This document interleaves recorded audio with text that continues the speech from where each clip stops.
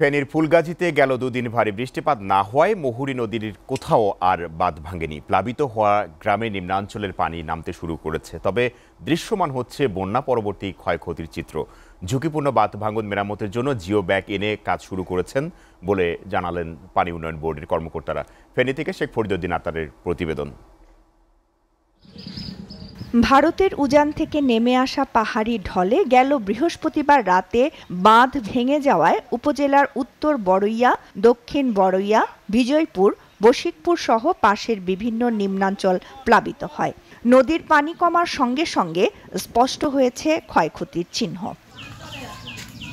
একদিনের প্লাবনে 5টি গ্রামের শতাধিক পুকুরের মাছ ভেসে গেছে, ক্ষতিগ্রস্ত হয়েছে রাস্তাঘাট। স্থানীয়রা বলছেন, ভাঙা স্থানটি মেরামত হলেও শঙ্কা কাটছে না, ঝুঁকিপূর্ণ বাঁধের অন্য অংশেও ভাঙন দেখা দিতে পারে। এই বন্যায় আমাদের যে ক্ষতিগ্রস্ত হয়েছে, আমাদের পুকুরের মাছগুলো প্রায় অনেক মাছ নষ্ট হয়ে গেছে, বাইরে হয়ে গেছে।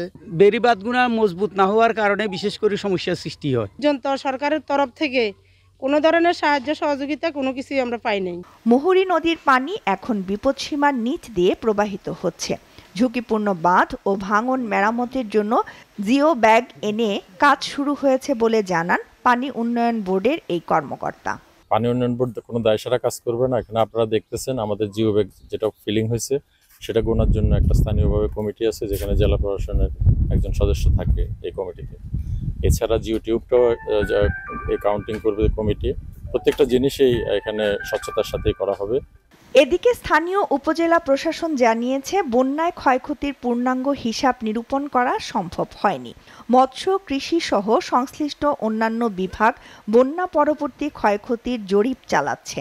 বন্যার কারণে 4টি গ্রাম প্লাবিত হয়েছে এবং সেখানকার যে ক্ষয়ক্ষতির বিবরণ সেটা নিরূপণের কাজ চলমান।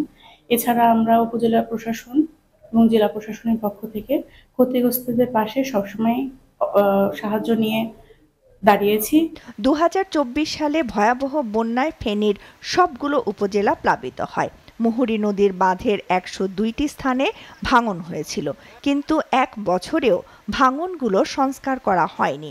এজন্য টেকসই বাঁধ নির্মাণের দাবি এলাকাবাসীর। STV news desk.